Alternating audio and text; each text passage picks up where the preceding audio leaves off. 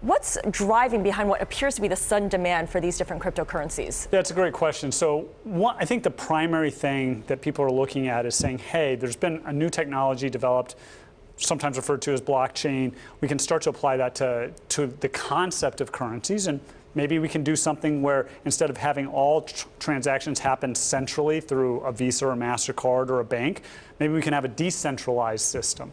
So that's really exciting. That sounds really rational. It seems rational, but it actually proves to be very difficult to implement.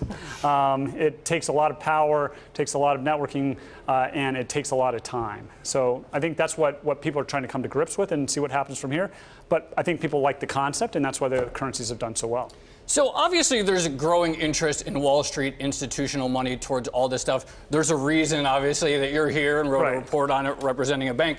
My question is, the primary use case for Bitcoin is censorship-free transactions. Essentially, the transactions the government doesn't want you to make, whether those are illegal or whether they're simply gray market things like donating to WikiLeaks. What kind of ambivalence does that present for a regulated financial institution as you sort of think about how these are evolving? It's a really good question. We don't know yet because most of the Bitcoin trading is not actually transactionally based. It's speculatively based. And so it's people speculating on the future value rather than actually using it for transactions.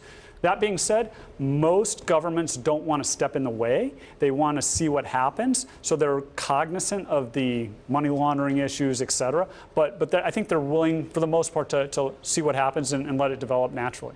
What we've seen in the past with fintech developments as well is that they get absorbed by incumbent financial services companies as well, and that's what we've seen in the past. Do you expect this to happen the same way in light of the interest that we've seen in blockchain in particular from the banks for a number of years now? Yeah, no, that's another great question. So when you look at financial developments, unless it's accompanied by change in consumer behavior, it tends to be absorbed by the incumbents, and they actually co-opt the idea, et cetera. And we certainly are seeing incumbents moving in that direction now. I'm not sure what that cryptocurrencies per se will be where the banks end up, but they certainly are looking at the underlying technologies like blockchain.